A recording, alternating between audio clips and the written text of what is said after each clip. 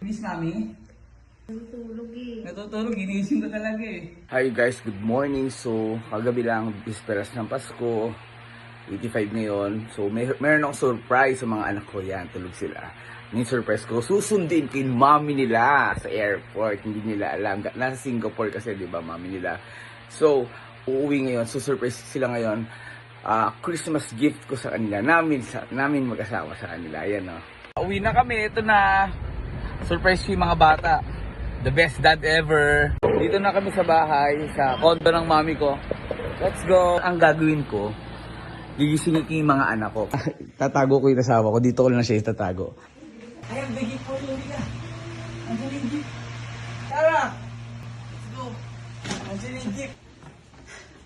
Labas ka na. Ayun o! Ayun o! Uy! It's mommy!